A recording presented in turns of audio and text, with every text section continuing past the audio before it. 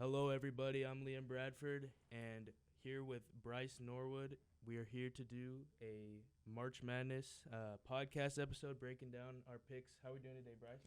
I'm doing good. Yeah, I'm excited for March Madness. You know, it's one of the best times of the year, so I'm excited to be able to hop on this podcast with you and be able to talk basketball. Yeah. Sweet. Okay, so we're gonna start. We're gonna go region by region and give our picks and assessments of each game, and we'll go all the way down to the Final Four. And yeah, I think we'll both definitely have some exciting takes. So I think without further ado, we'll kick it off with Auburn against the play-in game 16 seed. I think this one. I don't think it's really. I really bat an eye at it.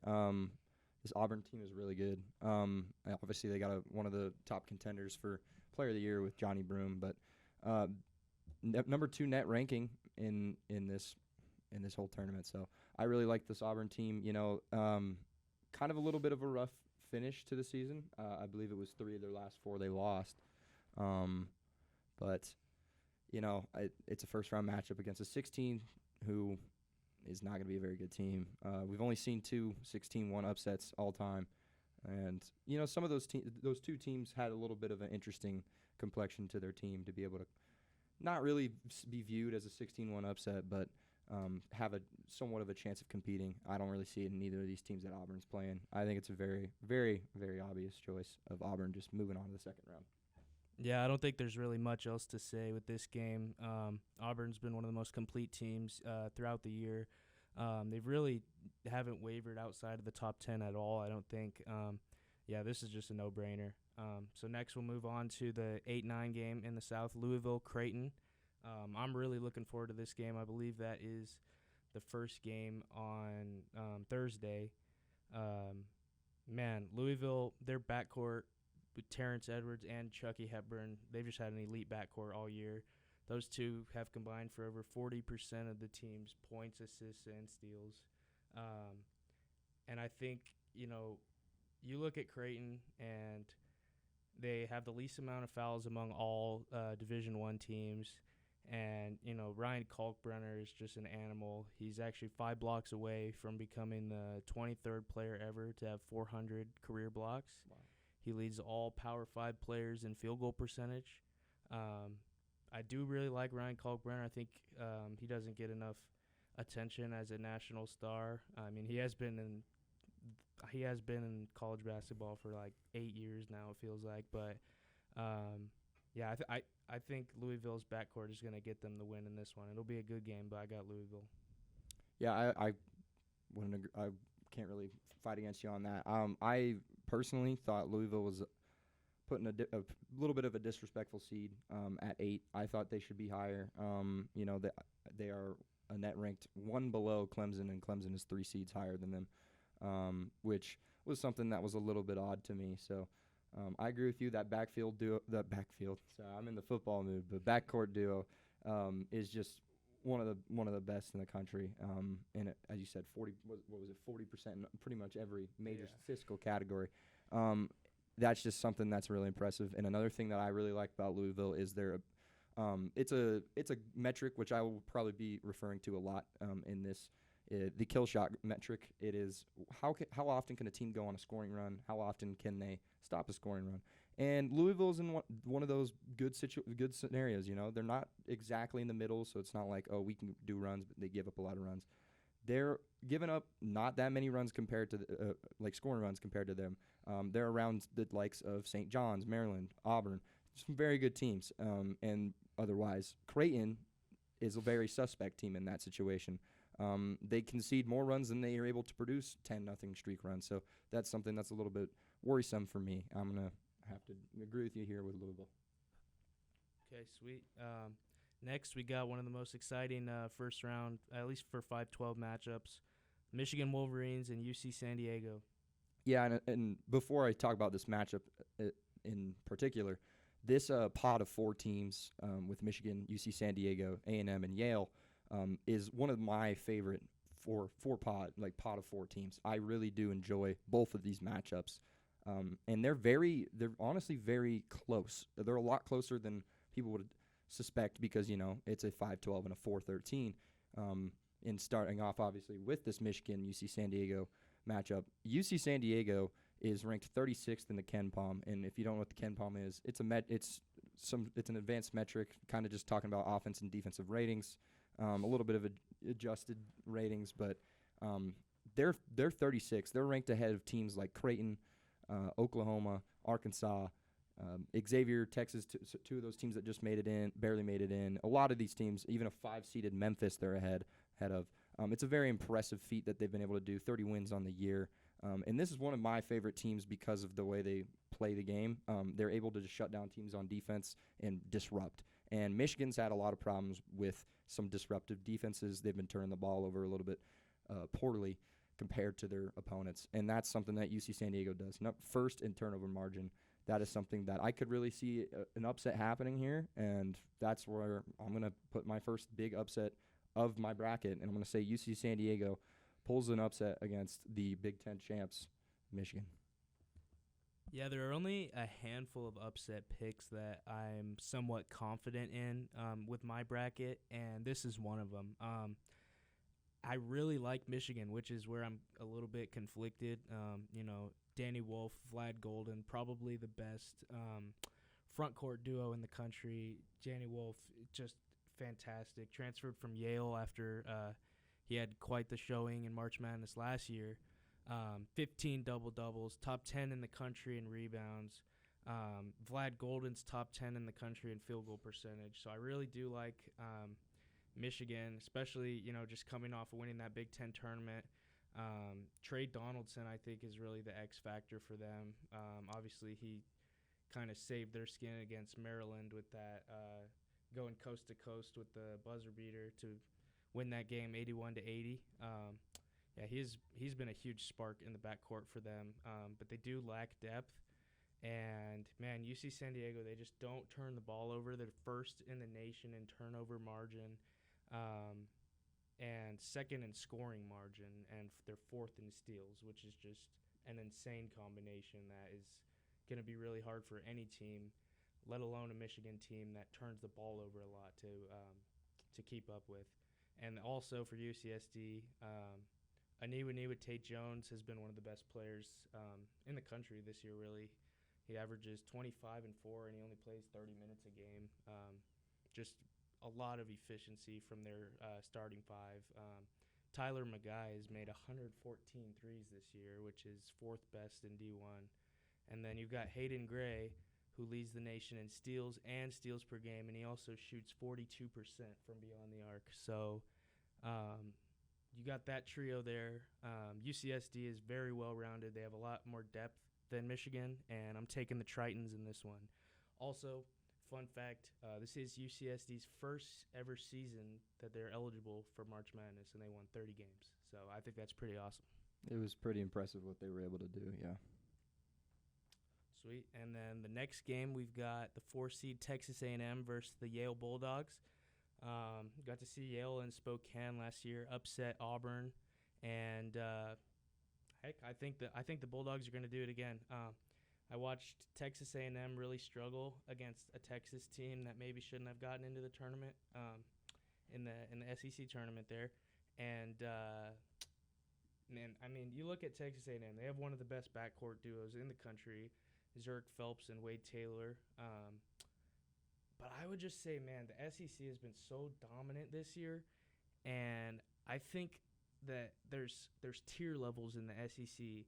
I think that the top tier of elite teams consists of Auburn, Alabama, Florida, and Tennessee, and I think Texas A&M is just a step below all those teams. I think they're the second tier in the SEC. I'm not that impressed with Texas A&M going into this tournament. And I got Yale getting the upset. So 2 straight upsets for me. Yeah, I'm honestly in the same boat as you. I think Yale gets the upset against A&M.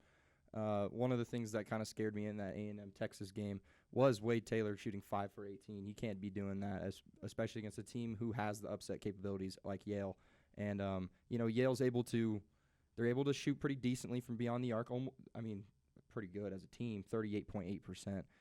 Not shooting as much of a volume of threes as most teams, only shooting about 19.7 a game. But this matchup is very, very, very close. They have a great opportunity. They play about the same pace, and their net rating against opponents is about the same. This is another metric I love to use, which is the trapezoid of excellence. You'll tend to find out during this podcast I'm more of the team metric kind of guy. He's probably got a lot more of the player specifics and this team's going to be doing this because of that. I'm really big on these metrics, so I just wanted to point that out. Both these teams can really score at will. A&M's very good at just getting really streaky and really hot. They can get dangerous whenever they need to. However, like you were saying, I think they're just a tier below a lot of these SEC teams. There's 14 of them in the tournament, which is unreal. But the way they played against Texas was very worrisome. Yale just has the capabilities to do this. I mean, to do this upset, and that's really why I think it's going to happen. And I'm going to have a 12-13, both of us 12-13 second round. Yeah, another reason I'm so high on Yale is they don't give up any second chance points. They're very good at preventing second chance opportunities.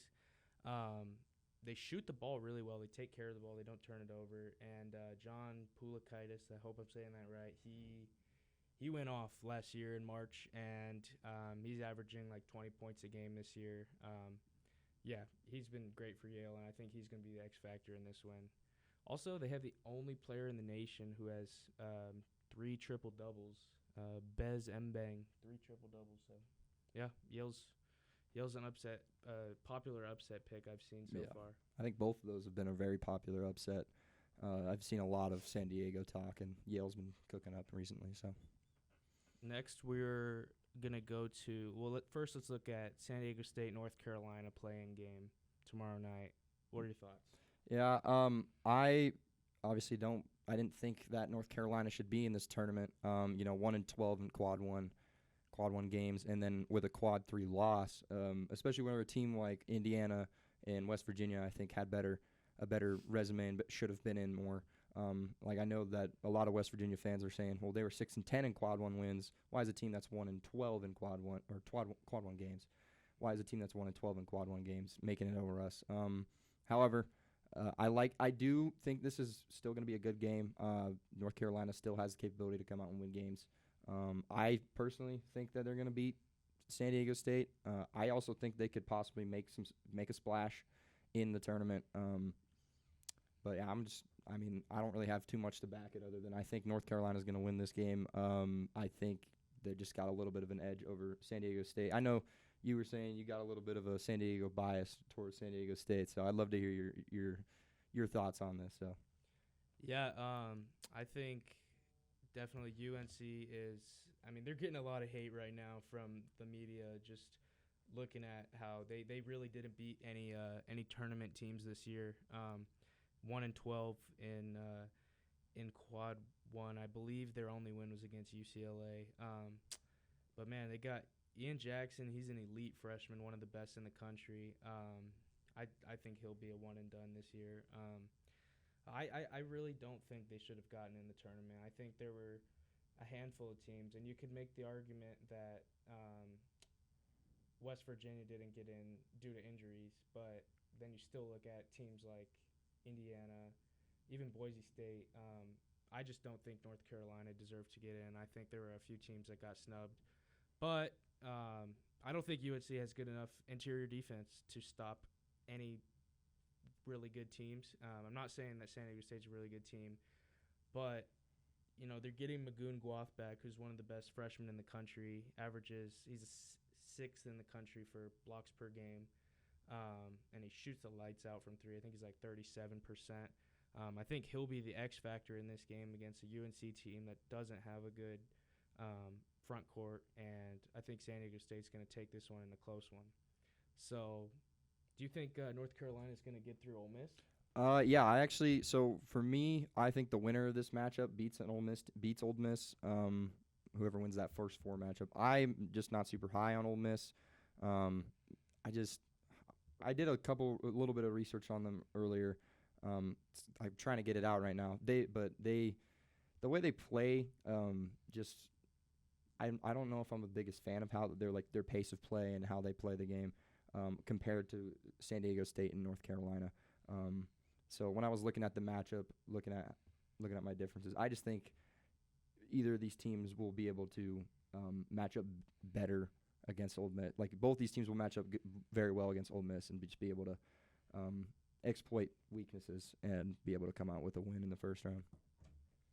Yeah, we talked about the SEC. I think, definitely this has been the best season we've ever seen from a single conference. 14 of the 16 teams got in, whether you agree with that or not. And they ended the season losing by just 5 to Auburn in the conference tournament. So their potential is there for the Rebels, but I don't know, man. They have 6 double-digit scorers. They don't turn the ball over. It's a good team, but I don't see them getting through the winner of this game. Brian Dutcher and I'm blanking on North Carolina's head coach name, but those are 2 elite basketball coaches that have been in the game for a long time, and I think that coaching plays a big impact in games between 2 very talented teams like Ole Miss and these teams here, but. Yeah, man. If Sean Padula doesn't heat up and play a big game for them, I don't think Ole Miss has much hope in their first round game. So I'm putting San Diego State into the next round. And so next we got 3-seed Iowa State versus 14-seed Lipscomb. This one is honestly something to keep an eye on. I think Keyshawn Gilbert from Iowa State isn't playing, and that's a big hit to Iowa State, but still, I don't think Lipscomb really can keep up with them. They have one of the worst offensive and defensive ratings out of the 68 March Madness teams. It is something a little bit interesting to kind of keep your eye on, in my opinion. But I think this one really isn't going to be too much of a debate. I think Iowa State's definitely going to walk away with this. It could be a very possible situation where it's a very interesting game. Both teams kind of play at the same net rating against opponents, and they don't tend to see a big drop off from Iowa State compared to Lipscomb. I know the opponents they've been playing are a lot different, but the way they play against these teams are very similar. But I don't really see the upset happening. I'm just thinking, if something crazy happens and there's a really, really crazy upset, I think this is a possibility. But I've got Iowa State moving on to the second round here. Yeah, I think, in recent years especially, 3 seeds have not been safe. Just thinking back over the last couple of years, 2 and 3 seeds, it's not a guarantee. But I look at this game. I look at Lipscomb, who Jacob Ognjenovic is 5th in the nation in points per game. He averages 20 and 8. He's a very good forward for them, for the ASUN champs. But Iowa State, they're second among Power 5 teams in steals per game. The entire starting lineup averages double figures. Curtis Jones is scoring 17 points per game, and the 6'9", 240-pound forward Joshua Jefferson, he is an impact player for this team. He shoots 52% from the field and averages 13 points, 7.5 rebounds, 3 assists, and 2 steals. So I just don't see any universe where it is reasonable to pick against Iowa State in this game. So I got the Cyclones moving on. And our next game is Marquette, New Mexico. I think that this is going to be a very good game. Marquette, obviously, it's kind of weird. At the end of January, they were a top 10 team. They had a record of 18-3. They were 9-1 in the Big East, tied for first with St. John's. And then they kind of just fell apart. They've won 5 of their last 12 games, and it's been a struggle for them in the Big East down the stretch. And Cam Jones is going to be the big.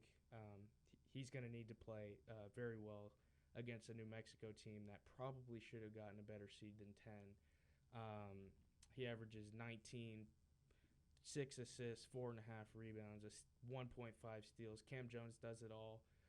He's actually scoring over 26 points per game in their last 4 games for Marquette. So I think their strong suit in this one will be getting the ball to Cam Jones and limiting turnovers. They're third in the nation in turnover margin. But then you look at New Mexico. I know you like the group of 5 teams this year. And New Mexico, they are, in my opinion, they're the best group of 5 team in the bracket. Nelly Jr. Joseph has 16 double-doubles this year. He's third in rebounds. Donovan Dent, Mountain West Player of the Year, has been one of the most prolific scorers in the nation. And, Richard Pitino, very good coach. Him and his dad, Rick, both just won their conferences this year. And I'm going to pick New Mexico to upset Marquette. I like that you did that because I agree with you. As I said, yeah, I'm big on these, these mid-major teams. I'm big on a lot of these teams that people probably won't be as big on. I think New Mexico is a team a lot of people are big on beating Marquette, which I'm in the same boat as you. I think they're going to beat Marquette. I think they're a better team than a 10 seed, and I think they something I noticed is they hold their opponents to a little bit worse of efficiency than Marquette does. And again, you're also balancing the conferences they're playing in, but I think the New Mexico squad is not levels better than Marquette, but I think they're at a lot better of a situation. Like situationally, they play at a better pace, in my opinion. They're a lot farther out on pace. They're a lot faster than Marquette, and for me, it's like, is Marquette going to be able to keep up with this New Mexico offense? I don't know, but there's a possibility Marquette could even win this game and go into the second weekend. But I think that New Mexico, with their pace of play, is going to be able to not run them off the court, but I think they'll be able to pull out a victory here against Marquette. All right, next up we got Michigan State and Bryant, the last game in this region. All right, yeah, I love Michigan State personally. I've always been a fan of them. I've always been a fan of Coach Izzo, and they've got one of the better defensive ratings in this tournament. They've got a very, I would say, I don't like to say average, but they're out of the 68 teams, their offense of rating is kind of a little bit in the middle. But because of that, defensive rating is a very big thing as well. One of the really like interesting little facts that a lot of people like to look at is the big Ken Palm thing: top 30 offense, top 20 defense, and Michigan State just barely falls outside of that. They have the 5th best defensive rating, and then the 27th best offense. I think it's 20-20-20-30 instead of 30-20, which I just said. But they're a very good team. And I really like watching how they elevate in March. The year that they were, I can't remember. I think they were a pretty low seed. They played Kansas State. I can't remember what year it was. It might have been 22, 23. They made it to the Sweet 16, and ended up having a very good game with Kansas State. Basically, to get back to my point, Michigan State elevates in the month of March, and I think that's from how the players play. The coaches really prepare the players, and that's something that I'm going to love seeing throughout the tournament. I think they're going to be able to pull out an easy one against Bryant, even though I do think Bryant's a very they've been pretty okay. I guess they won their conference, but I think Michigan State Bryant, it's not a matchup, so Michigan State moves on to play New Mexico. Yeah, player to watch for Bryant in this one, Earl Timberlake. He averages 15 points, 8 rebounds, 5 assists, a steal, and 2 blocks. So, I mean, he does it all for Bryant. But I look at a team that lost 11 games this year, playing against one of the deepest teams in the nation with, like you said, top-notch defense. I don't think this is a game either. Give me Michigan State, and then we'll move on to the second round in the South region. First game up, I think we both had Auburn and Louisville. Yeah, we did. So, yeah, man, I think that Louisville, I agree with you. They kind of, they should have they deserved a higher seed than 8. I think they kind of got the short end of the stick there, having to play Auburn in the second round after how well they played to end the season in the ACC. But, yeah, it's just unfortunate for Louisville. I think Chucky Hepburn and Terrence Edwards are a great combo. But, Janai Broom, 18 double doubles, Player of the Year candidate. Him and Cooper Flagg are pretty much the only two options. And Chad Baker Mazzara is a veteran leader for Auburn, and he actually got ejected like 1 minute into their game against Yale last year, and that was obviously his last time playing last season. So I think he comes out with a little bit of searching for vengeance this March, and I think Auburn takes a win. Yeah, I agree with you. It does suck for Louisville to have to match up with this team in the second round, but that's got to be the end of the road for you, Louisville. Auburn's just I think they're one of the few true contenders. Obviously, there's 68 teams in March Madness, but only there's going to be a few that are really the contenders, and I think Auburn's one of them. So I just think Auburn's going to be able to pull that one out, head to the Sweet 16. Gotcha. Okay. Next game, I think we both had the upsets in the first round. So we've got UCSD versus Yale.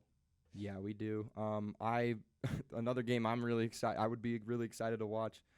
Two very exciting teams, and this one I was kind of torn. So I didn't know who to choose at first. It took me a little bit, but I think looking at it, I like UC San Diego more. I just think the really big thing is the turnover margin.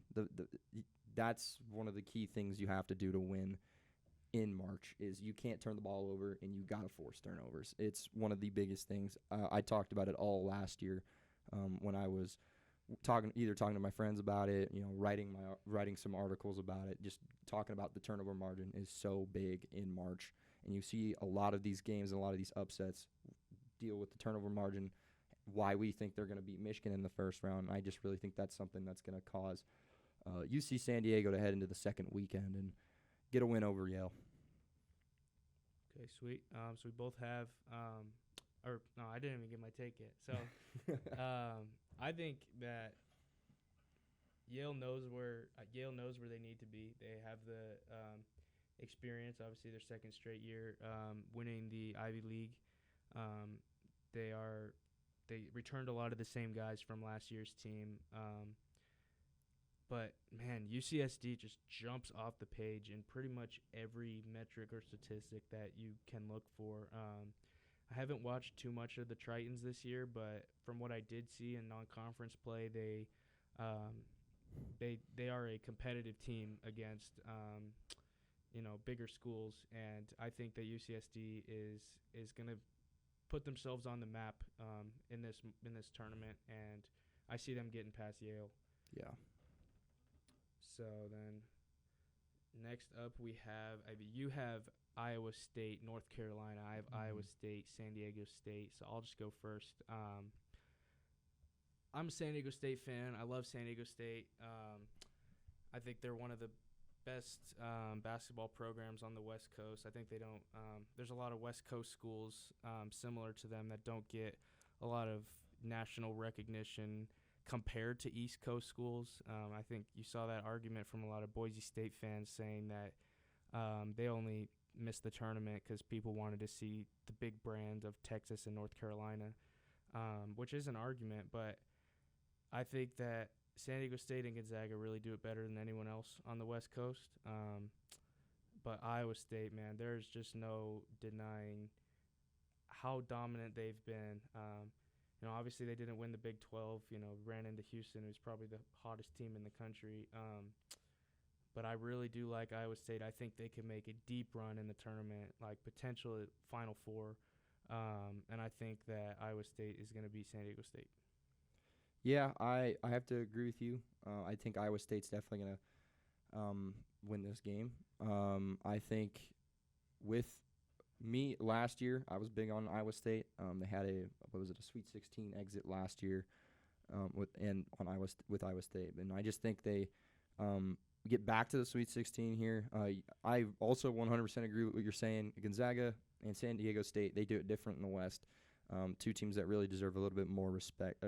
Gonzaga kind of has its respect. I would say San Diego State's more of the team that needs a little bit more respect when it comes to being a school coming out of the West, and as I was saying earlier, to go back to this matchup with the streakiness of teams, Iowa State's a very dangerous team where they can go on big runs. They don't tend to give up as many as they do. They have about with this metric, they're almost averaging 110-0 run or better a game. They're almost doing that every single game, and that's something that's really rare to see a team go on a 10-0, 12-0, 15-0 run multiple times a game, and that's something that even though San Diego State usually is known for their defense, and their defense is still their strong suit in this year, I just don't think that Iowa State team can be stopped. So I'm gonna have to move Iowa State on to the Sweet 16. Yeah, I was watching Iowa State BYU, and man, I've always known that Iowa State is one of the best defensive teams in the country, but they don't miss. When they need to shoot, they could shoot. And Iowa State is a very dangerous team, so I think we both definitely could see them making a run this year. So next up, I forget. Did you put New Mexico through or Marquette? Okay. Yeah, but I think we both have Michigan State, New Mexico. So. Okay. So I'll let you take this one first. I mean, going back to Michigan State, as I said, the defense, and I'm bringing up the kill shot metric again. I love the way that they're able to go on runs, and that's not just because they have a good top 30 offense in the country when it comes to some metrics, but it's because their defense is able to shut down the other team and really be able to just give their offense more and more opportunities to just keep on scoring, because when they get to the other side of the court, they're just shutting down the team that they're playing. And so I really do like New Mexico. There's a reason I put them here in the second round. I had not just thrown them to the side just because, they're playing Marquette. I know the name Marquette. I'm going to throw them to the side. I do like their team a lot. I just think that Michigan State is one of those teams that I don't think they're a true they don't stand in the tier 1 of contenders, but I think they're a tier 2 contender this year. And I really just love watching this Michigan State team. So I'm moving them on to the Sweet 16 to face Iowa State. It is really hard to pick against Coach Izzo. Michigan State has been a blue blood for years now. Just a program that does things the right way. Obviously they were the 1 seed going into that Big Ten tournament, and they ended up losing a tough game against Wisconsin, I believe. But man, Michigan State, they're going to be hard to pick against in this tournament because they have more depth than most teams that they're going to be facing in the South region, and like you said, their defensive efficiency is just on a whole nother level. With that being said, I do think that the mid-major conferences, specifically the Mountain West Conference, needs to get some more love, some attention, recognition. I know other than San Diego State, there hasn't been a lot of tournament success from the Mountain West. I think this is the year that changes. I think that the Mountain West is the best mid-major conference. I think New Mexico is the best team in the best mid-major conference. I think New Mexico is going to upset Michigan State. Wow, really? Yeah. Really? Yeah. That's interesting. That'll be a cool one to see if it does happen. Wow. That actually, you kind of shocked me there. Yeah, I wasn't expecting to hear that. I pulled the Pat McAfee. Okay, so we've both got Auburn and UCSD in the Sweet 16. Mm-hmm. I think this is going to be the end of the line for UCSD. A really good UCSD team, and man, what a story would it be if they went and beat Auburn in the Sweet 16. But this Auburn team is just too talented to lose a game like this. As I mentioned, they lost last year, disappointing. They thought they were going to go far, didn't even win a game. And I think they're going to make it much farther this year. Give me Auburn. Yeah, that game last year for Auburn was unbelievable, but I'm in the same boat. I hate to see you go, but UC San Diego, I just don't think you're going to be able to keep up with Auburn. And I'm going to just move on Auburn. I mean, there's nothing much else for me to say here. I'm moving on Auburn to the Elite Eight. Okay, sweet. And then you've got Iowa State, Michigan State. Yeah, I've got Michigan State. Obviously, you have New Mexico. But once again, I'm just going to keep on riding with Sparty, riding with Coach Izzo. I just really do think this is going to be a really good matchup, by the way. I just really do think Michigan State's got what it takes to beat basically any team in this tournament. And I think they've got what it takes to be able to, bring home a national championship. And that's where I think they beat Iowa State here. I think they're just going to be able to stop that explosiveness from Iowa State. And that's why, defense wins championships. They say it in every sport. So Michigan State moves on to face Auburn in the Elite Eight for me. Man, I'm really high on New Mexico, as you could tell. I think Donovan Dent is one of the best point guards in the country.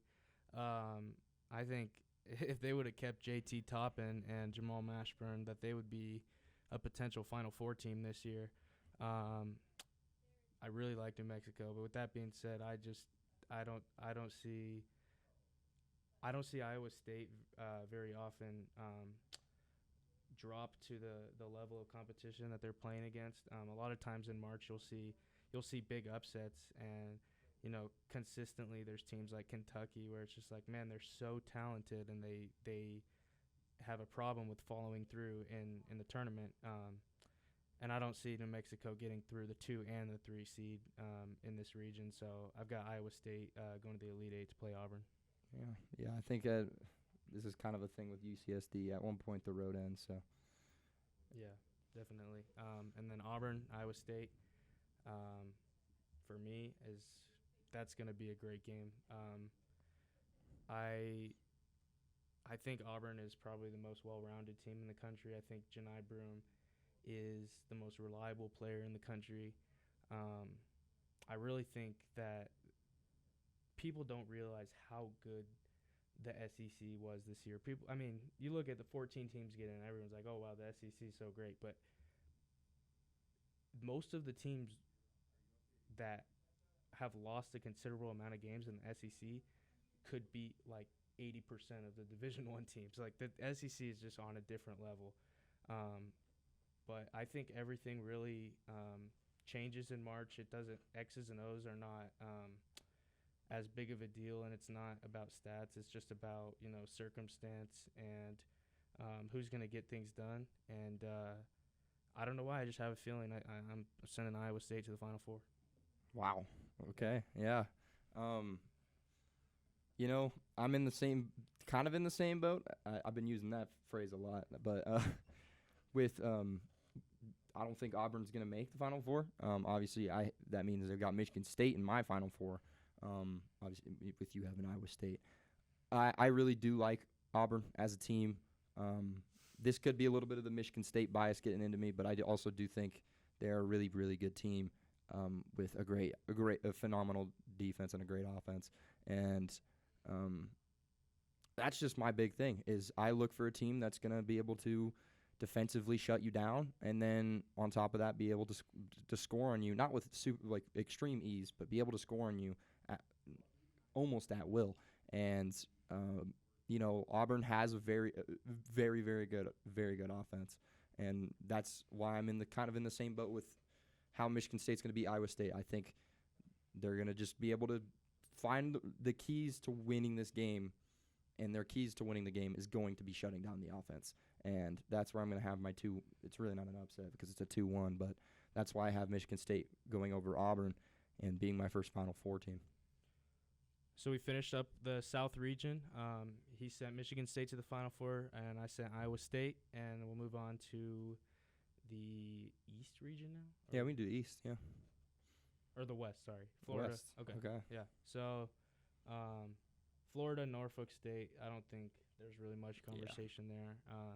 Brian Moore Jr. for Norfolk State has had an amazing season, averaging 18, 4, and 3, 1.5 steals per game, 55% from the field. But Florida, I think, is right now is actually, I said Houston earlier. I think Florida is the hottest team in the country right now. Walter Clayton Jr. is I think he is a top 5 player in the country. 17.5 points per game, 4 rebounds, 4 assists. Him leading one of the deepest teams in the SEC, a team that can go to their 7th or 8th guy and look to them to get 20 points. and you've got veteran guys like Elijah Martin who have made deep runs in March Madness before. I think Florida is going to be scary. Yeah, I think Florida's going to be a real scary team. I'm going to keep it short. Florida's, I agree with him, hottest team in college basketball. They're moving on. Okay, next up we got UConn, Oklahoma. Tough 8-9 game for Oklahoma. Yeah, it really is. Yeah, I really like Jeremiah Fears. He's one of the best young players in the country. Oklahoma, I was liking them at the start of the year. They were 13-1 in non-conference play, but they really just they weren't at the same level as a lot of the teams in the SEC.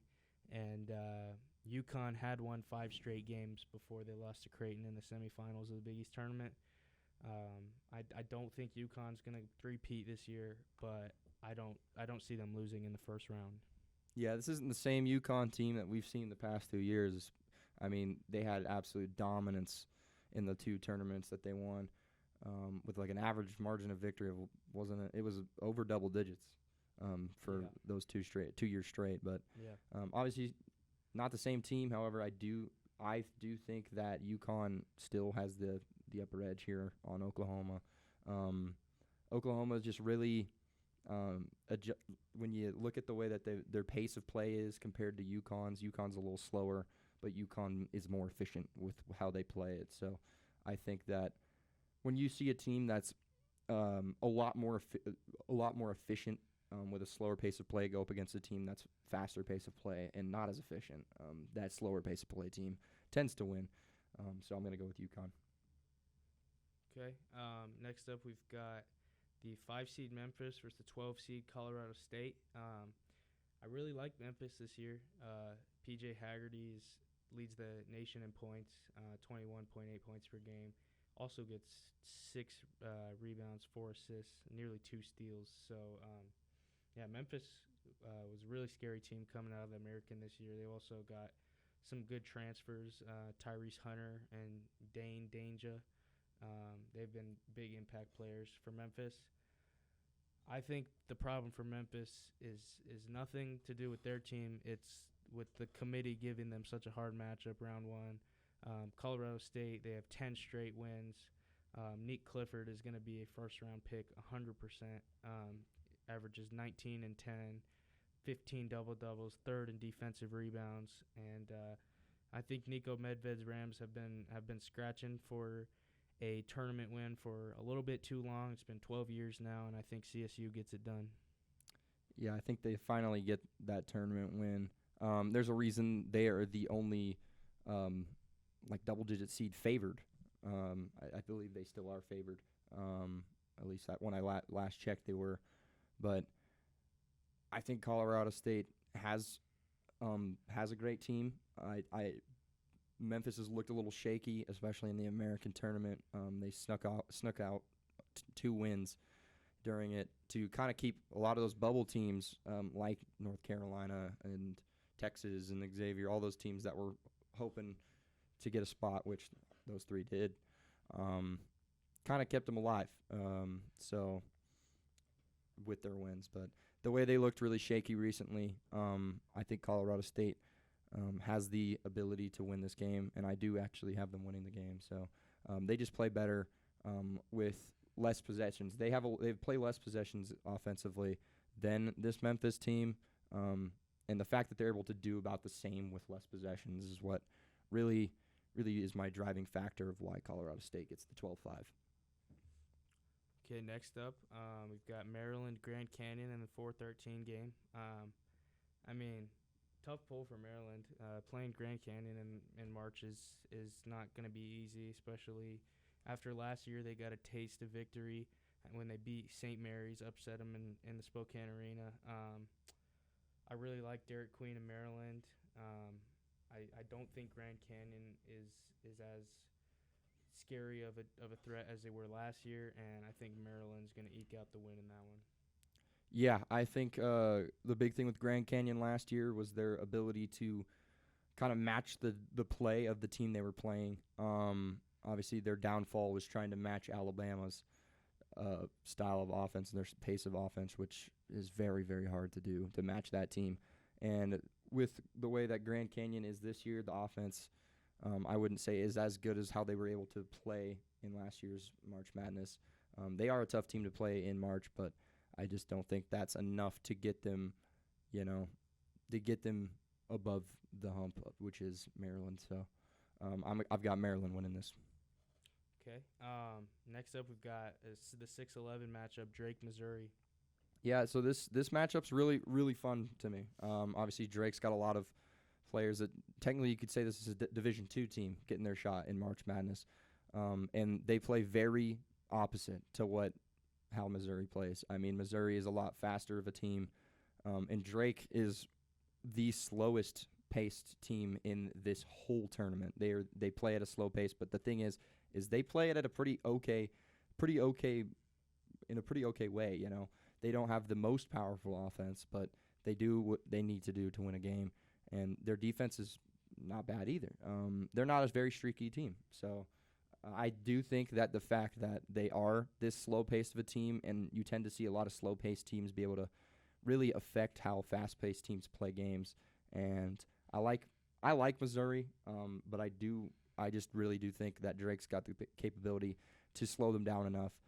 I like to call them a mini Houston because obviously they're not on the same level as Houston, but Houston, the way they play and they slow things down and they just kind of basically they make you play to their level. I think Drake's going to be able to do that against Missouri, make you play it their how they want to play it. So I've got Drake with the upset against Missouri. Interesting. Okay. I think first of all you have to look at Missouri and realize that if they were in any other conference, there was a good chance they would have won their conference. I've gone on and on about the SEC. Bottom line is Missouri's a really good basketball team. They're third in the nation in bench points per game, indicating that their depth is going to prepare them for this tournament. But I think also you look at every March Madness, and one of the most memorable components of each year is that you've always got the one guy who, I mean, last year was Jack Golke. You got Doug Eddert from the Peacocks a few years St. ago. Peter's, yeah. There's always a guy. Curry was the guy back in his days at Davidson. But I think this year the guy's going to be Bennett Sturtz. He's a first-year Division I player at Drake. He had 19 points per game, 6 assists per game, and 2.2 steals while shooting 39% from three. If that doesn't jump off the page to you, I don't know what does. I think Bennett Sturtz is going to be the X factor in this game. Give me Drake. So next up, we have Texas Tech and UNC Wilmington. I mean, I'm not going to say much about this matchup. I just think Texas Tech is gonna win this one. I do actually think UNC Wilmington is, again, one of those situations that there could be a little bit of a competition. They could make things look a little interesting for a bit, but at the end of the day, I've got to go with Texas Tech. I really just love the Texas Tech team. I love the roster. I love the way they play. So, something that does kind of worry me for the future rounds, which we'll get into a little bit more. They, sometimes defensively can get a little shaky. I think they're around the middle ground of all teams defensively, but the offense is great. So that's something that's going to help them a lot. And, I mean, they're going to win this one. Okay. Wilmington, they have a lot of guys who can compete, but man, Texas Tech, JT Toppin, he's had 11 double-doubles since New Year's. Him and Darion Williams, they make a great front court duo. You got Chance McMillan, who averages over 14 points and shoots 43% from beyond the arc. Texas Tech really impressed me in the Big 12 this year. I think they were the best team in the Big 12 besides maybe Houston. I know I had Iowa State going far, but I really like Texas Tech. I'll take them in this game. And then next up, big 7-10 game, Kansas versus Arkansas. Yeah, this is a great matchup. I mean, two legendary coaches going against each other, Coach Calipari and Coach Self. So, I mean, this might just be because I've always hated a little bit on Kansas when it comes to March because it seems like sometimes they fail at winning the big game. And obviously they are only a 7 seed this year, which is a little crazy to look at, knowing that Kansas is usually about a top 4 seed. top 5 seed every year. But this matchup, I have heard Kansas is actually heavily favored, almost an 80-20 split. But the Kentucky transfers, especially Adu Thiero, I think that's how you say his name, right? Yeah. I can't. I'm not sure. I'm not too good at how saying his name, but he's been pretty good. He's been very good for Arkansas. He's 15-6-2, 54% shooting, almost 55% shooting. And I think he'll be one of the big factors on why I think Arkansas is going to end up beating Kansas and get the 10-7 upset. Yeah, their transfers from Kentucky have been pretty solid this year. They also have DJ Wagner. John L. Davis from Florida Atlantic has played big minutes for them. But I think the big player that stands out to me for Arkansas is Boogie Fland. He's been one of the best freshmen in the country this year. Averages 15, 6, 3, and 1.5 steals. Arkansas, for it being Calipari's first year, I think they had a pretty good season. And Kansas, they're not this year. They did not play to their standard. It's the second year in a row they've got 6th place in the Big 12. They're struggling. They're not playing at the elite level that we're used to seeing, and I don't see any reason why that should change in this game. So I think I'm going to send Arkansas to the next round. For Kansas to win, they're going to need a big game out of Zeke Mayo, and Hunter Dickinson. He's been in college for a decade, and I don't think he's going to really play a big factor in an upset, or not an upset, but in a tournament win against a tough team. I don't think Kansas has it. Yeah, I think Hunter Dickinson's not going to be the reason they win this game, if they do win this game. So, but yeah, I agree with you with Arkansas winning it. So, yeah. And then last game of this first round of the region, we got St. John's and Omaha. Yeah, this is my favorite team in the tournament, St. John's. The Rick Pitino second-year turnaround happened once again, 30-4. It's very impressive. They've got I would say probably the second best defense in the tournament behind Houston. Those two honestly could possibly be interchangeable. I think Houston's got the better defense, just a little bit better. But I love the St. John's team. Maybe not the greatest offense, still one of the better offenses. There's like 300-something teams, so I'd say they're about put them around top 60-50 in the nation. But the way that what they're able to do with the way that their offense operates is very impressive. This one's not going to be a game. St. John's. Yeah, I'm extremely high on St. John's. I think they're one of the most energetic defensive teams in the country. It is not easy to get any space on the offensive end against St. John's. They won their first Big East title since 1991. Like you said, Rick Pitino has really revived that program. And I've got St. John's winning this game and going pretty far as well. So next up, we've got Florida and UConn. Just so I can mention, we got the same. I think we picked everything right, the same, correct? So yeah. So I just wanted to point. Just trying to get that. Yeah. We did get every game the same in that region. Cool. Okay. Yeah. Well, I'll start it off here, giving you the first one of the second round. Florida UConn. Once again, I'm really not going to say much. I really do think this Florida team is the hottest team in basketball, and alongside of Duke, I think those are the two biggest contenders. UConn, it's not the same UConn team. I'm going to have to say Florida moves on. Enough said. Okay. Yeah. UConn, we've seen what they can do in the past couple years in March.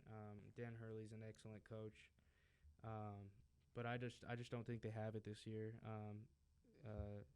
Liam McNeely's been their consistent best player. But other than that, Kalkbrenner's been not Kalkbrenner. Caravan has been solid for UConn. But I just don't see them getting through Florida, who is one of the most complete teams in the country. I'm sending Florida through as well. So next up, we've got Colorado State, Maryland. I'll kick this one off. Maryland, they've been a great team this year. They've lost some heartbreakers lately. They've lost a lot of games, in the last month. But I think Maryland I think Derek Queen is one of the best freshmen in the country. Obviously, him and Cooper Flagg coming off the same team at Montverde last year. He was on a lot of people's radars, and he stepped up. But Colorado State, I think they're going to catch some March Madness magic this year, and I'm sending Colorado State to play Florida. Wow. Okay. Yeah. I'm gonna have to disagree with you on that. I think the big kicker for me in this matchup is the fact that Maryland is able to get stocks, and stocks are steals and blocks. They average 7.9 steals per game as a team, and then 4.6 block shots per game. That is really impressive. And I think for me last year, one of the things that I saw the most out of the two teams in the national championship were the two teams were able to get a lot of steals and blocks. UConn last year, I think, was around 4-ish blocked shots a game, and they were getting a good amount of steals a game. And that's something that I really like looking at when it comes to contending teams in the month of March, and Maryland's able to do that. I do love Colorado State, though. I love watching this team. I really do want to see them go far. I just think that the big point and the big thing that I have is the stocks, and I got Maryland beating Colorado State. Okay, sweet. Next up, we got Drake, Texas Tech. I know I talked a lot about JT Toppin and how good the Red Raiders are this year. I think that they're going to be a very scary team for the next few years. Texas Tech, their program is on the up. They had some. I think they were in the national championship game against Virginia, not like maybe 7-8 years ago. Yeah, 2019. Yeah, I think, right? But I think their trajectory is going in the right direction. But I think that the bottom line here is this is March. What we expect to happen is not going to happen. And I think that the Cinderella story is going to last a little longer for Drake. I'm sending them to the Sweet 16 as well. Wow, I really do. I will say I really like that you have more Cinderellas than me, and I really do like that because that's the fun of March. But I'm gonna have to shoot that take down on my side. I don't think Drake's gonna be able to beat Texas Tech. I really just love the Texas Tech way, the Texas Tech play. Maybe not as good of a they're 7 of the last 10, which isn't. I mean, for a team that's net ranked 7th, you'd probably expect a little bit more. Drake, as we both said in the beginning with Missouri, really good. I do like, once again, to point out the fact that they're probably going to be able to slow down a lot of the teams they play. However, I just think Texas Tech, how efficient they are, they're not a very fast team like Missouri, so they're not going to be a similar matchup that Drake's going to deal with. I think it's something that's going to favor Texas Tech a lot more than how Missouri is going to go match up against Drake. So I think that means the end of the lines for Drake, and Texas Tech moves on to the Sweet 16. Okay. So then our last game, we've got Arkansas and St. John's. What do you think? This is, once again, just piggybacking off of what I think when it comes to St. John's defense. Their defense is just that good. It's fantastic, and it's just kind of what I was talking about with Michigan State. Defense wins championships, and I mean Arkansas, I just don't think is there yet. They're not a team that's going to be making an immediate splash, so I'm going to go St. John's. Okay, sweet. And then all right. St. John's, I think that they are the much better team. Got to give the respect to Coach Cal, but Arkansas is just not there yet, and St. John's going to win that game. So moving on to the next round, I have Florida, Colorado State. You have Florida, Maryland. I really like Colorado State. They just dominated the Mountain West tournament and surprised a lot of people, but I'm taking Florida. Yeah, I mean, I hate to be the guy that just doesn't really say much about the 1 seed because they're the 1 seed. Everybody should know what they're getting into when they play the 1 seed. that's just kind of how I am right now. With Florida, it's just everybody knows what they're getting into with Florida. So I just think I just think that even though Maryland, I talked about the steals, the blocks, they're pretty good on points off of turnovers, but Florida is just they're looking unbelievable. So I'm gonna go with Florida. All right, and then you got Texas St. John's. Yeah, Texas I Tech, do. sorry. I do got Tech and St. John's. I know this might sound a little hypocritical, especially with my last one saying that Michigan State's going to beat Iowa State because Iowa State's offense is going to get shut down by Michigan State's defense. But this is a different matchup to me. I think that Texas Tech will beat St. John's. I know a lot of people were really high on St. John's, me included. I just think that if there's a team to be able to beat St. John's here, it's going to be Tech. I honestly like St. John's against Florida if they are to move on to the Elite Eight. I think that's a team that could very easily move on to the Final Four against Florida. But in this situation, I think Tech's offense against a very good St. John's defense will be able to do what they have to do. They're going to struggle a little bit, I think, in the first half. But I think the fact that I believe that Texas Tech is a better, well-rounded team. They're about kind of the same in efficiency when it comes to the way they play, but Tech does it with less on the offensive side. So I'm going to have to go with Tech winning this one over St. John's. Wow. Okay. I've got a completely different matchup. I've got St. John's and Drake. I think this is where the magic comes to an end for Drake against a dominant St. John's team. And I've got the 1-2 matchup in the West with Florida and St. John's, which should be one of my favorite games of the tournament. I think that should be probably a very nationally nationally a lot of people are going to be talking about that game if it gets there. Florida St. John's, high-powered offense versus high-powered defense. Defense wins championships. Give me St. John's.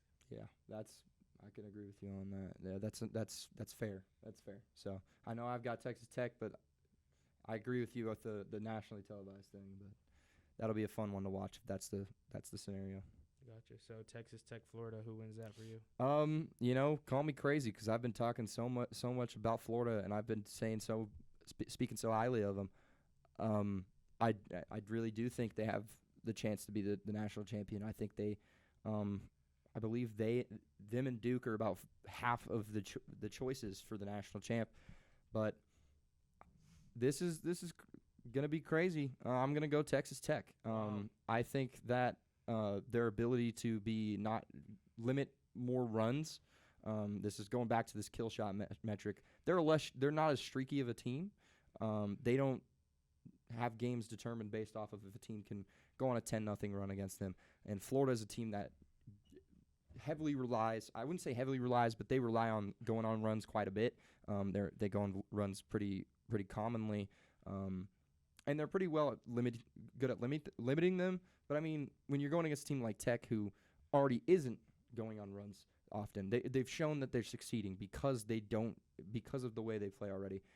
They're not having to constantly outscore a team by 12 points in 3 minutes, 4 minutes. They're slow. They keep that pace, an efficient, constant pace of just matching your opponent. I think that's something that I really think is going to be a key factor in a game against those two, and that's why I got Texas Tech matching up against Michigan State in my Final Four. Okay, so you got Texas Tech, Michigan State. I have got Iowa State, St. John's. I think that St. John's is probably the most well-rounded team on the defensive side of the ball, and man, I like Iowa State a lot, but I like St. John's more. I like Rick Pitino. I'm putting St. John's into the national championship game. Wow, so you're just going on it straight there, yeah. National championship game, wow. This is it's similar to why I would understand a guy putting St. John's into the national championship game. I've got Michigan State going into the championship game on this side of the bracket because of the defense. I said Texas Tech is a well-rounded team. Michigan State, I think, is a more well-rounded team. They do about the same. I think Texas Tech and Michigan State, when you look at them, Tech's got they've got a very, very good offense. Michigan State, very, very good defense. But then the reason why I gave Tech the nod over St. John's but not over Michigan State is because I think Michigan State has a very good offense still, and Tech, their defense it's still good. I'm not saying like their defense is super questionable because they still have one of like the top 40 defenses in the country, but I just think that Michigan State's their ability to have a top 10, top 5 defense in the country, and then also be able to have a top 20 caliber offense is just impressive, and that's why I got Michigan State going into my championship game. Okay, sweet. And then we'll go down to the bottom side of the bracket. Gotta go rapid fire here. We got Duke versus American. Duke's gonna win. Yeah, Duke's gonna win. We don't really gotta talk about that one much. Okay, Mississippi State and Baylor. That's an interesting 8-9 game. I think Mississippi State was very hot and cold this year, and I'm gonna take Baylor in that game because I want to see a rematch between Jeremy Roach and his old team in Duke in the second round. I'm gonna go with Baylor as well. They've got a phenomenal rookie, VJ Edgecombe, I believe that's what he's saying. Yeah. I can't get. I'm not good with all the names, but he's been great. Probably gonna be a. I think he would probably be a first team all freshman player, but he's gonna be a top 5 pick in the draft probably. Yeah. So yeah, I'm gonna go with Baylor. Okay. Next up, we've got 5-12 Oregon Liberty. Oregon is very inconsistent this season for a 5 seed.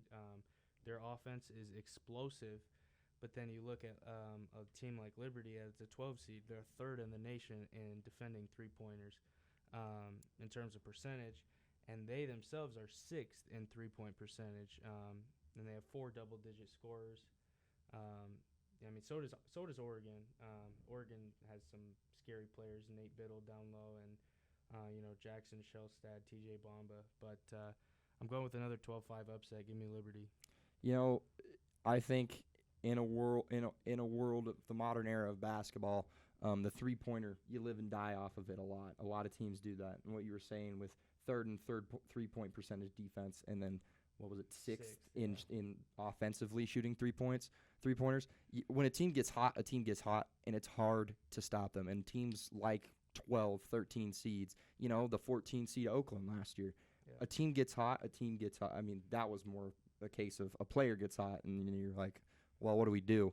But, I mean, the 3-point ball is such a big aspect of the game, and the fact that Liberty's able to succeed on both with it beyond the arc offensively and then shut it down defensively. I'm also going to have the 5-12 upset here. I really wanted to put Oregon in this one, but I just think Liberty's gonna have what it takes. Next up, got Arizona Akron. You got the upset in this one? I really like Akron a lot. I was really, really wanting to put them over Arizona, but I got to give it to the Wildcats. I think they're just the better team. They're really efficient. Akron's going to be a really fun team to watch in this game, though. But I'm going to go Arizona. Yeah, Akron, they're on a 7-game win streak. You got Nate and Tavari Johnson. Both of the Johnsons have been very, very impactful on the offensive side of the ball this year for Akron. But I like where Arizona's trending. Caleb Love's been in the game forever, and along with sophomore KJ Lewis in the backcourt, I think Arizona gets this one done. So then we will move on to highly anticipated BYU VCU game. I think BYU is one of the higher octane offenses, especially from 3 in the nation, and I don't think they match up well against VCU. I think that they did what they did in the Big 12 tournament.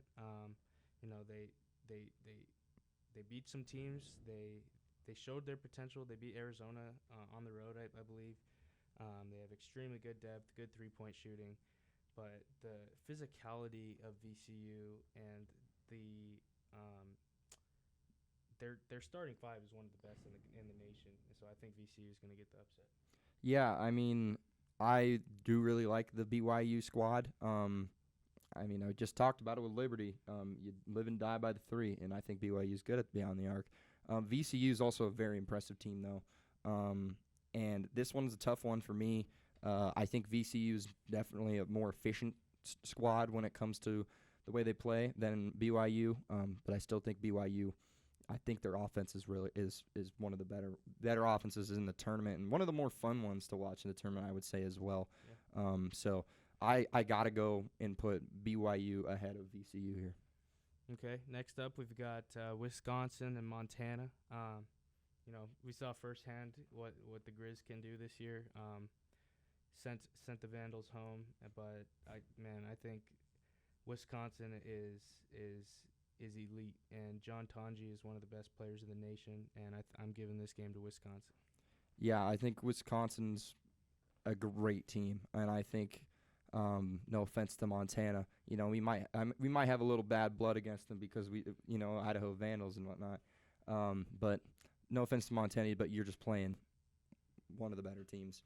So give me Wisconsin. Next up, we got the 7-10 St. Mary's Vanderbilt. I think Vanderbilt is another case of, wow, they're just middle-of-the-pack SEC team, but they could really make a splash. But after St. Mary's got bounced in the first round last year, and they kept the majority of their players other than Aiden Mahaney, I'm taking St. Mary's to take this game and move on to play Alabama, who is going to destroy Robert Morris. Yeah, we might as well get that out of the way. Alabama's beating Robert Morris. But to add on to what you said, I got St. Mary's. Vanderbilt, the scariest thing about them, if you could see this chart I'm looking at for one of my stats, they are literally off the screen. That's how often they give up. They give up a lot of 10-0 streaks. That's how often they are unable to get out of a slump. And that's something that you don't see out of March Madness successful teams. And I mean, they're one of the worst teams when it comes to defensive rating out of the 68 in March Madness, and that's just never going to get you a win. So I've got St. Mary's. Okay, and then going into that second round there, I've got I think we both got Duke Baylor here, right? Yeah, Duke Baylor, sorry. And I think that Duke, like you mentioned, they're being picked for national champion more so than most other teams. They're the favorite in this game and in most games in this tournament. But I might have gone with too many Cinderellas, but I love a Cinderella story. I like the storyline of Jeremy Roach going back and playing Duke again. Cooper Flagg is going to be the number 1 overall pick. He's the best prospect we've seen. Other than Wembanyama, he's the best college prospect we've seen since maybe Anthony Davis. But I don't like the rest of Duke's team. I don't think that they're the most deep Duke team I've seen. I don't think that they are particularly scary on the defensive side of the ball. I think Baylor's going to get the upset. Yeah, that's, to me, it's crazy, but to some others, I don't think it'd be that crazy. However, I'm just really high on Duke. I think this team is unbelievable. As you said, Cooper Flagg is one of the best college prospects we've seen in a long time. And then you've got guys like I can never say his name either. I'm terrible with the names, but Con Nipel or Nepal.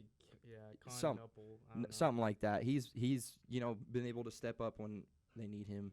I believe maybe he was the leading scorer. Dude, I can't remember, but when Cooper Flagg went down, he played 38 minutes. Yeah, he was the leading scorer for the team, dropping 28 against Georgia Tech when Cooper Flagg went out with the injury. But that's something that's also a little worrisome. If Cooper Flagg eventually does find a way to get hurt again, Baylor could very easily win this game. However, I do got Duke winning this game. I think they're the way that they're able to outperform their opponents so substantially just reminds me of how UConn was last year. So that's where I'm gonna have to put Duke over Baylor. Yeah, Duke's definitely the logical pick in this game. Number 1 in scoring margin in the country kind of just draws you to assume that they're the best team. And I believe, are they the number 1 overall seed? Yeah. Yes, they are. They are the number 1 overall seed. Yeah, I've got the number 1 overall seed going down in round 2. Well, Liberty, Arizona, I think we both had that. I think Liberty's a great team, but I like the trajectory of Arizona, and I'm taking them in that game. Yeah, this is where one of my other Cinderellas starts going on. I got Liberty winning this Wow. game. I don't think they've got the most eye-popping, team when it comes to this matchup. I think Arizona's a really, really, really good team. Who knows? Maybe right before March Madness starts, maybe I end up changing my mind, but I don't think that's going to happen. As of now, I do think Liberty is going to find a way into the Sweet 16. They're going to use that three-point shooting, and I really just live or die off the three-point line. I think it's a team like Oakland who can really just make make a big impact from their three-point shooting in the tournament. So I've got Liberty. All right, and then moving in the next round, we've got I've got I've got Baylor, Arizona. So I'm gonna take Arizona in that game and send them through to the Elite Eight. I don't think Baylor. I mean, I think they're gonna get the upset over Duke, but I don't think that they're an Elite Eight team this year. They're not the same team they were in 2021 when they went to the national or did they win? Yeah, they won the national championship over Gonzaga. Baylor? Yeah. Yeah. And then on the other side of things, we forgot to go over the other two games. I've got Arizona in the Elite Eight, but then in the round of 32, I think that Wisconsin gets upset by VCU. I think VCU is just one of those teams that's going to find a way to get in the Sweet 16 this year. And I've got Alabama. I mean, their pace is just so much different than St. Mary's. So I'm putting Alabama through as well, and they're going to beat VCU. So I've got Alabama moving all the way to the Elite Eight to face off with Arizona. Yeah. I'm gonna go with BYU, Wisconsin. For me, I'm going BYU. I think that Wisconsin, with either team that they face in the second round, has a tough game in their hands. So I think BYU is going to be able to pull it out against Wisconsin and get a win. And then St. Mary's, Alabama. It's literally this is like polar opposites playing against each other. And I mean, you look at an Alabama team, it's really hard to slow a team like that down. St. Mary's is going to try to do that. They're a very half-court slow offense, and I just don't see them doing that against Bama. Not very many teams are going to be able to keep up with them, and even if you're a slow-paced team, it's going to be really hard to slow them down because of how fast they play. So I'm going to go Alabama. Moving on to play BYU in the Sweet 16, and then with that, same thing again. Alabama's offense is just unbelievable, and I'm going to move them on to face Duke in the Elite Eight because I think Duke's just going to handle Arizona pretty easily. So, Fair. Or not Arizona, Liberty. Sorry. So I've got in my Elite Eight, I've got Arizona, Alabama. I do really like where Tommy Lloyd has his team going into this tournament. But even more so, I like where Nate Oates has his team. I think Mark Sears is probably the best point guard in the country.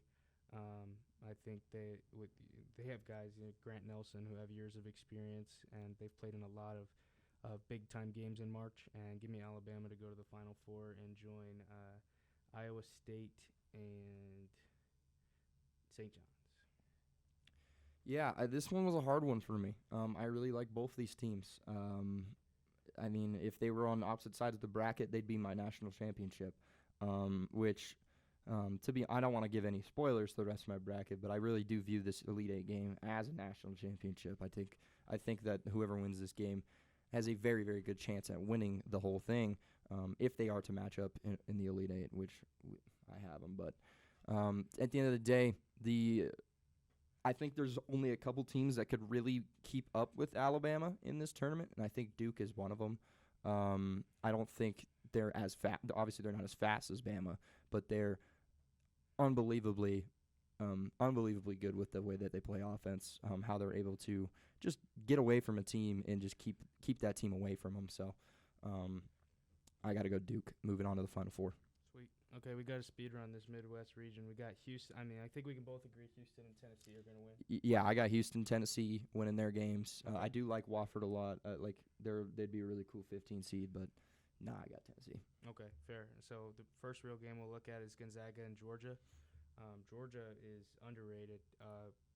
Coming out of the SEC, they were kind of swept under the rug, but I think that Georgia is a very scary opponent, and I don't think that Gonzaga is happy about seeing them in their first matchup. But Gonzaga's been to 11 straight Sweet 16s or whatever it is, and I don't think that ends here. I think they've got a better team than they were displaying in the regular season, and I got Gonzaga in this one. Yeah, this is a good one. Georgia's got what's his name, Asa Newell or whatever. I don't know. Say it's for Asa Newell. Yeah, I'm really bad with names, but I love how he plays for Georgia. However, I think the Zags are a little. I thought that the committee was going to put them at a 7. So I feel bad for Georgia having a matchup against Gonzaga in the first round, which I'm going to have Gonzaga win in this game, and it gives me a really, really interesting matchup in round 2 against Houston. But, yeah, I got the Zags. Okay, next up we got another 5-12. I've been picking a lot of 12s. You got Clemson and McNeese. I like McNeese. Will Wade is a great coach. He has that program going in the right direction. McNeese, they have 11 straight wins. They have 7 players averaging 9 or more points. The offense is there for McNeese, but I just don't see them overtaking a Clemson team that I think is better than their seed shows. And I got Clemson moving on to play Purdue in the next round. I think Purdue's gonna win their game pretty handily. So. Yeah, I agree with the Clemson thing. I really do like McNeese. I was big on them last year, and then obviously they went out and got absolutely smoked by Gonzaga in the first round, which made me kind of feel dumb because I had McNeese going to the – I got McNeese as a crazy Cinderella story last year. I had them going to the Elite Eight, but I don't think that's happening. I think I've learned from my mistake last year. I think, as you said, they're heading in the right direction. This Clemson team, I believe, just capped off. Isn't this one of their best? Like, is it the best season in regular season in Clemson history, or is it one of the best? I'm not sure if it was the best, but I do think I am pretty confident that their 18 conference wins was program record. It was the conference wins. Yes, yeah, you're right.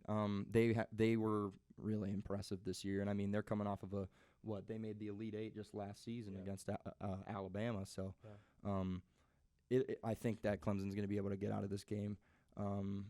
And I think it's just because McNeese has the offense, but I don't think the defense is there. It's going to be just like last year. The defense is just not going to be able to do anything against the higher seed. So give me Clemson. And then with Purdue High Point, I really do love High Point. I mean, this is a team that I could really see making a splash. They got Boda, who is a 7-footer, averaging 8.5 rebounds a game. He's one of my favorite guys that I've looked into recently, and they match up very well against a Purdue team, which I think is a good team. They're a deep team, and my concern with Purdue though is the way they've been playing as of recent. I know towards the end of the regular season they were dropping a couple games. I don't think that I'm going to hold that too much against them, but I do think I am holding it against them because I don't think they come out of this game with a win. Wow. Because they lose 5 of their last 7 in the regular season, and then they lose to Michigan pretty convincingly in the Big Ten tournament. But I really do like High Point. So there's a couple other stats that I can't really think of at the top of my head right now, but that really helps them. But I got High Point moving on to face Clemson. Okay, next up, we'll talk about this very briefly. Texas, Xavier. I am not a fan of Texas. I do not think they should have gone in. I don't think they were better than West Virginia or Indiana. And I've got Xavier winning that game. I really like Xavier. They were solid in the Big East, but I don't think they're getting through Illinois. So I'm putting Illinois through to the next round. I like the 3-14 upsets with Kentucky especially, but I don't think that Troy is going to beat Kentucky. Kentucky has 6 guys averaging double figures. One of the better offensive teams, and they're finding their new identity under Mark Pope. But I got Kentucky moving on to play Illinois. Yeah, I've got the exact same thing. I don't think Texas deserves to be in this tournament. So I got Xavier beating Texas in the first 4. And then I don't think Xavier will be able to, really keep up with Illinois. And so I got Illinois winning that one. And then Kentucky is just no 3-14 upset for them this year. They've got a good team there. So Troy, I love you, but you ain't doing anything. I'm giving Kentucky the win to face Illinois in the second round. Okay. Next up, we got the 7-10 game, UCLA, Utah State. I'm just going to go right out and say it. I think Utah State they're frauds. I don't think that they are a very scary team in any way, really. I mean, the only way they've won their big games this year is just going on hot streaks from beyond the arc. They definitely can hit their shots and they can get hot, but I like UCLA.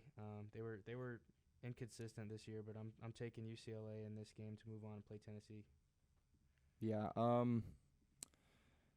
This matchup is interesting to me. Both teams are extremely similar in pace of play. It's almost kind of scary to me when I look at it. They're really, really identical. My thing though is I'm a little worried about the Utah State defense.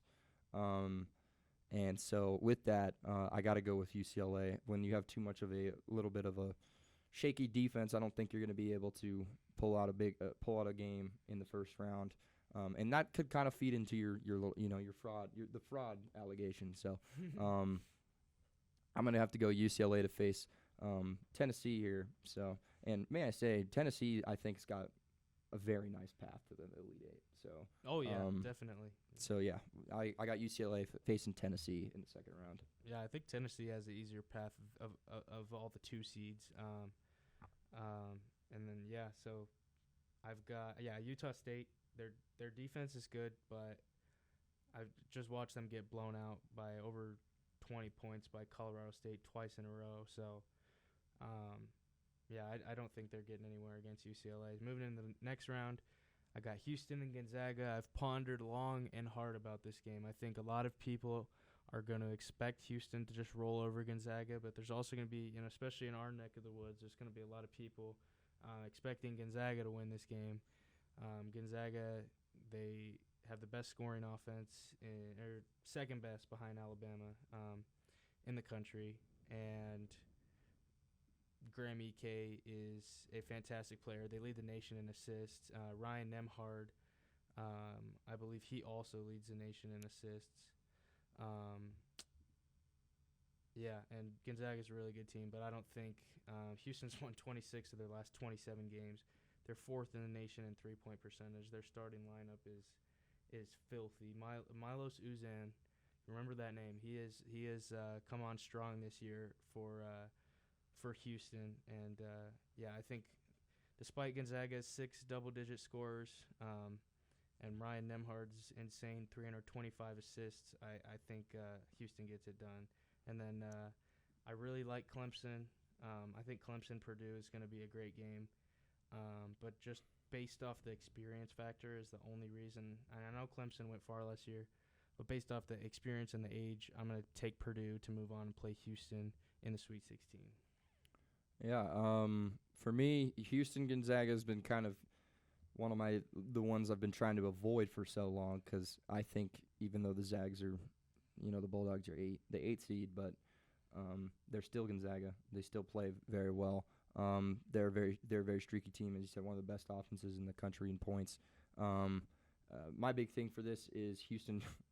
I mean, Houston's the second best scoring defense in the country. Just literally 0.1 points allowed, 1.1 points more allowed than the number 1 team, which is Drake. So these teams both have, what I looked into is the point differential. They both have a very similar point differential, and I think that's even a little bit more, it's more impressive for Houston to have that good of a point differential in the conference they're in compared to the Gonzaga, who is in the WCC, correct? Yeah.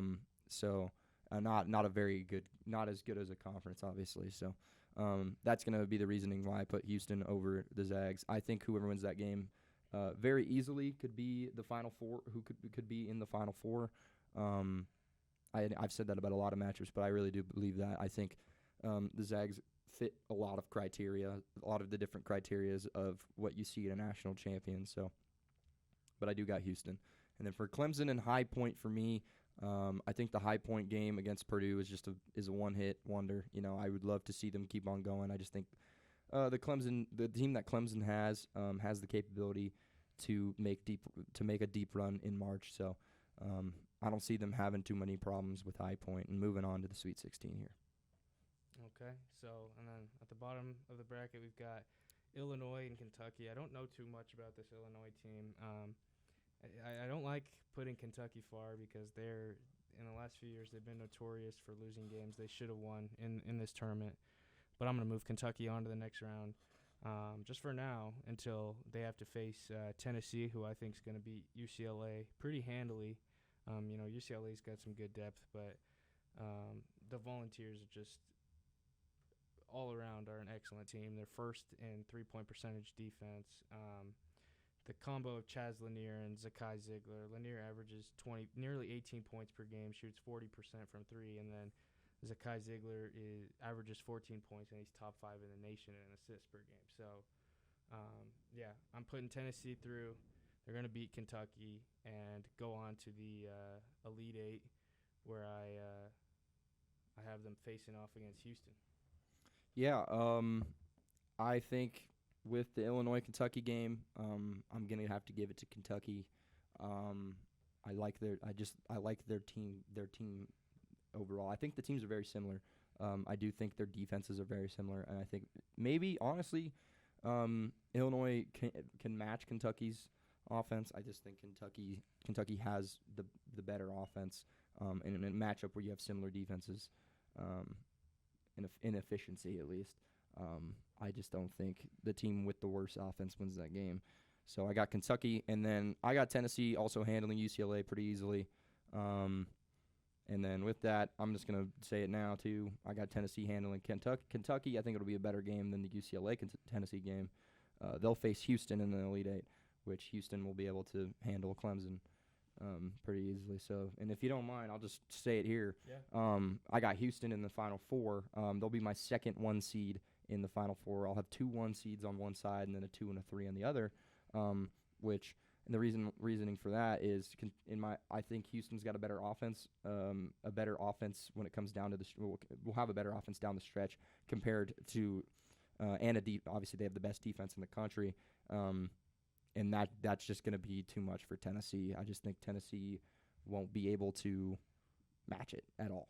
I don't think it's going to be possible. So, yeah, no, I completely agree. I don't see Tennessee matching up to a powerhouse team like Houston.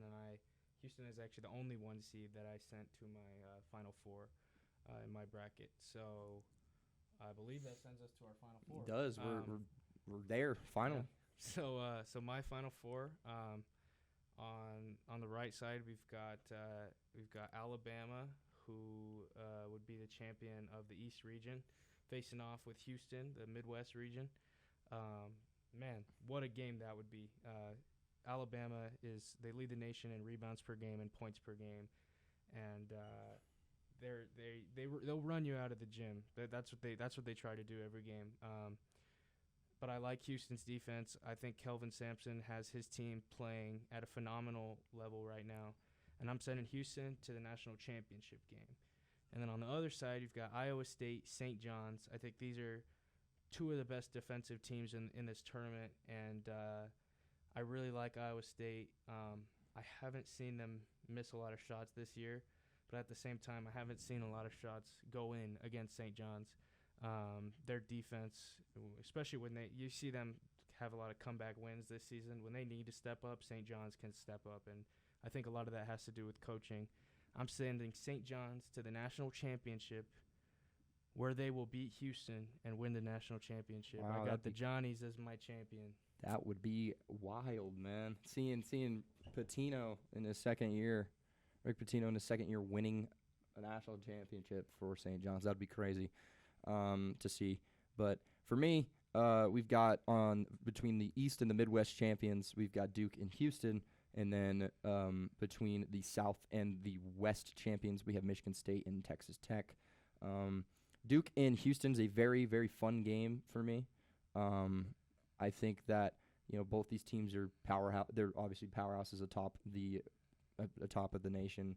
To the top four. I don't remember what Houston was. If they were the number, I think they were the number 3 or 2. So,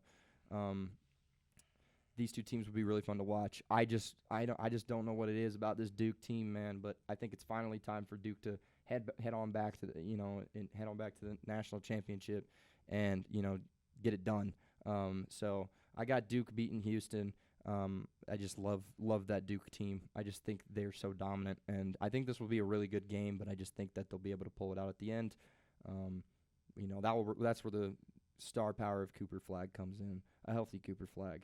And then Michigan State, Texas Tech.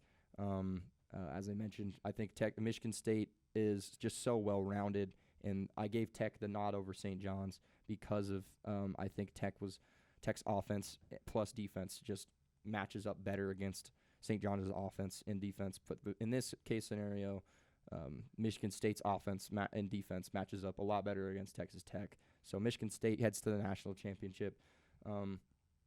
If you would have told me this was your national championship, this is I feel like this isn't too ridiculous of a national championship. Michigan State, Duke. Yeah. But, I used to put these two in the national championship when I was a kid, like all the time. So it's something that's really funny to me how I still see myself putting them in the national championship here, with a little bit more of a factual basis to support my opinion. But Michigan State, Duke, I think this will be a good game.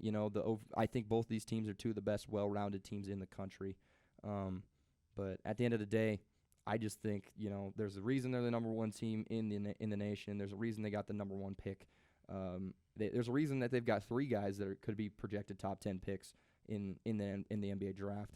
I'm going Duke as my national champion. Okay. I think they win almost by 10. I think it'll be a good game. I think a 9-point win. 9-point win would be maybe even a 10-point, 11-point win for Duke. But yeah, I got Duke as my national champion over Michigan State in the Alamo Dome. Awesome. Okay, well, I think that about wraps it up for us. You got Duke as your national champion. I got St. John's. Thank you, Bryce, for sitting down with me. It was a pleasure doing this podcast with you. Got March Madness kicking off tomorrow on Tuesday. First 4 games, and yeah. Yeah. I thank you for asking me to come on here. So it was a lot of fun just being able to talk. I know we talked earlier this year, and I kind of been a little bit slow on my start when it came to college basketball, but with college football ending in January, it's a lot easier for me to be able to pick up on it a little bit more. So being able to talk college basketball, just being able to talk sports in general is always fun. So I appreciate you having me on here, and I'm excited to see what March Madness has. I really hope a lot of those upsets that both of us put in there will happen. So yeah, same here. All right, cool.